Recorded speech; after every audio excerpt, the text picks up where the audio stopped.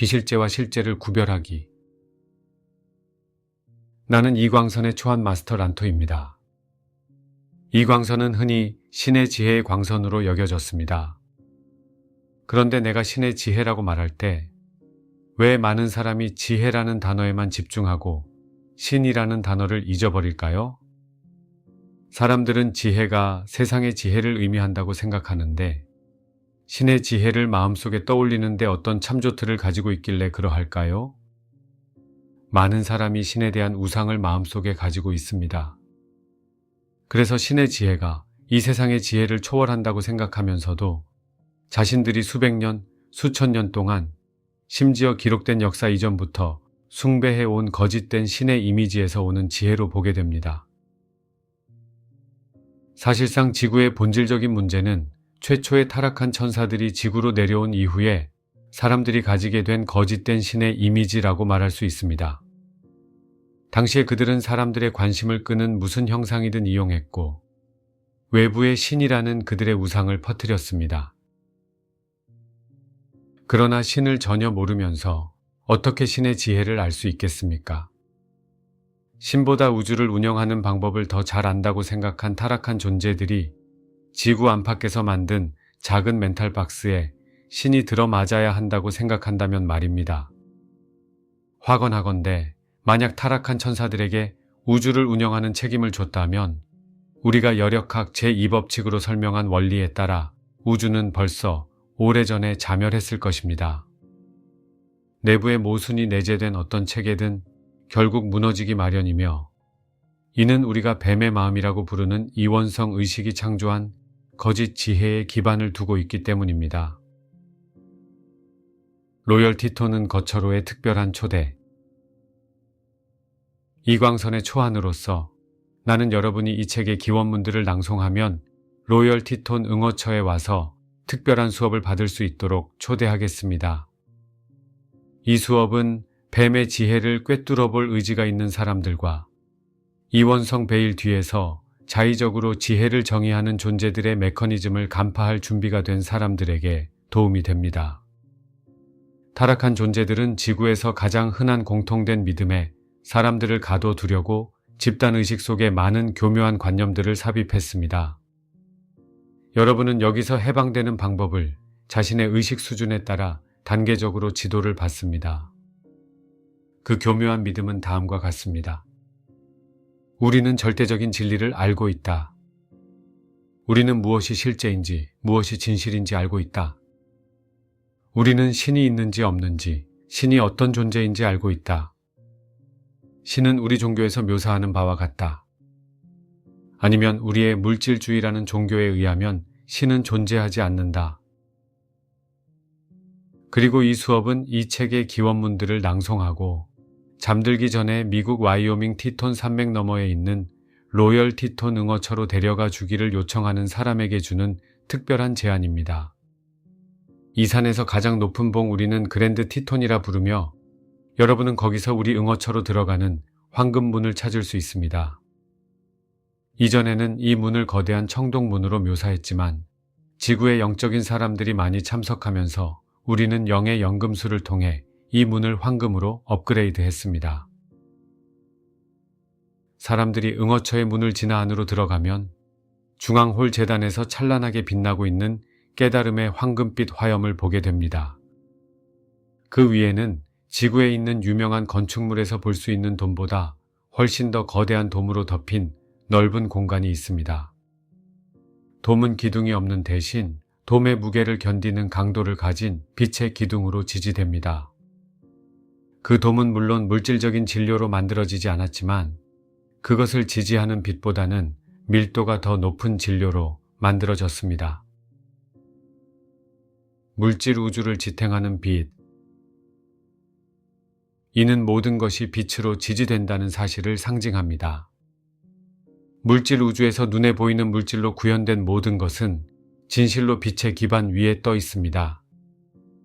옛날 한 동양의 스승이 전체 물질 우주가 거북이 등 위에 있다고 말하자 누가 이런 질문을 했다는 우화가 있습니다. 그럼 그 거북이 밑에는 무엇이 있나요? 그는 이렇게 대답했습니다. 그 거북이 밑에 또 다른 거북이가 있고 그 밑으로 계속 다른 거북이들이 받치고 있지. 물론 이것은 선형적인 마음을 당황하게 만드는 선불교의 전통 선문답입니다. 우주를 받치고 있는 거북이 같은 것은 없지만 물질 우주를 지탱하는 빛이 있으며 실로 위와 아래 사방이 전부 빛입니다. 어느 방향으로 가든 결국 창조주의 존재까지 이어집니다. 로열 티톤 응어처로 오는 진정한 목표는 두 가지입니다. 첫째는 필사적으로 모든 것을 알기 원하며 삶의 모든 측면, 신에 대한 모든 측면을 데이터베이스에 넣으려는 선형적이고 분석적인 지성의 마음을 당황하게 만드는 일입니다. 지성의 마음은 마주치는 모든 것을 분류하고 어떤 꼬리표를 붙여서 데이터베이스 안에 넣으려 합니다. 이것이 분석적인 마음의 영원한 목표이며 그러고 나서야 할 일이 다 끝났다고 느낍니다. 그러면 에고는 여러분과 여러분의 삶을 통제할 수 있다고 느끼는데 여러분이 꼬리표를 받아들였기 때문입니다. 따라서 로열 티톤 응어처에서 우리의 첫 번째 목표는 여러분이 자신과 신과 물질 세계의 삶, 모든 측면에 붙여놓은 이런 꼬리표들을 다 떼어버리도록 돕는 것입니다. 우리는 여러분을 도와 인류가 영겁의 세월 동안 스스로 부과한 제한들을 넘어서는 일이 가능함을 보여줍니다. 그 제한들은 집단의식 속에서 강화되어 오늘날 많은 사람은 그리스도가 지상을 거닐었을 때 자연의 법칙들을 넘어서는 기적을 행했다는 것을 믿으려 하지 않습니다. 그들은 내 마지막 육화 중에 내 육신을 통해 발산되는 삼중 불꽃을 볼 수 있었다는 사실도 믿지 않을 것입니다. 오늘날 세상의 많은 사람은 그런 생각들을 즉시 거부할 것입니다. 이는 자기 내면에 있는 신의 힘을 무시하고 제한하는 믿음으로 인해 집단의식이 어떻게 오염되었는지를 분명하게 보여줍니다. 예수께서 말했듯이 이것이 사람의 힘으로는 불가능하지만 신과 함께하면 모든 것이 가능합니다. 그렇습니다. 모든 일이 가능합니다. 여러분이 상상하고 받아들일 수 있는 것은 모두 물질적으로 구현될 수 있습니다. 어머니 비친 마테오 빛, 메이터 라이트는 충분한 강도로 그 위에 투사된 이미지를 모두 구현해냅니다. 오늘날 여러분이 물질 세계에서 보는 것은 집단의식이 투사한 이미지일 뿐입니다. 지구에서 보는 것 모두가 과거와 현재의 지구 거주민들의 집단의식이 투사한 것입니다. 여러분이 새로운 이미지를 투사할 때 그것은 물질 우주의 내층을 통해 내려오면서 외부의 구현물을 변화시킵니다. 신의 지혜는 지성이 아닙니다. 여러분이 스스로 받아들였던 제한들에 도전하지 않는다면 여러분의 지성을 만족시키고 진보한 영적인 학생이라고 느끼게 하는 일이 무슨 의미가 있을까요? 여러분은 인류의 영적인 스승인 우리가 세속적인 의미에서 학생들이 더욱더 현명해지도록 세상의 지혜를 쏟아부어 주리라 생각합니까? 우리는 아주 오랫동안 스승이었으며 우리 중 일부는 수세기 전에 상승했습니다. 따라서 육화했을 때와 그 이후에 수많은 학생을 보아왔습니다. 우리는 학생들이 어떻게 오는지, 얼마나 지혜를 원하는지, 사람들 가운데서 얼마나 현명하게 보이고 싶어 하는지 보았습니다. 그들은 세상에 나가 다른 사람들보다 더 낫다고 인정받으려는 에고를 만족시킬 수 있도록 상승 마스터들로부터 지혜를 얻고 싶어 합니다. 물론 우리는 모든 학생을 환영합니다. 특히 로열 티톤 응어처는 사람들이 더 높은 가르침에 준비되었을 때 처음 오는 시작 단계의 응어처입니다. 우리는 학생들이 처음 왔을 때 품고 있는 어떤 기대든 충족시켜야 합니다. 하지만 우리는 세상의 지혜의 한계를 기꺼이 인정하는 지점에 도달한 사람들을 찾습니다. 그들은 영적인 세계의 이런저런 측면이나 우주 법칙의 이런저런 측면에 대해 지적이고 철학적인 설명 너머의 것을 추구할 의지가 있습니다. 학생들이 이 수준에 오면 우리는 그들이 초월할 수 있도록 응어처에서 더 높은 과정을 제공합니다. 그들은 로열 티톤 응어처에 오는 두 번째의 진정한 목적이 깨달음의 화염인 빛의 황금 망토를 만지는 것임을 점차 인식하게 됩니다. 그 깨달음의 화염은 지구상의 모든 것을 넘어서는 진동이고 에너지입니다.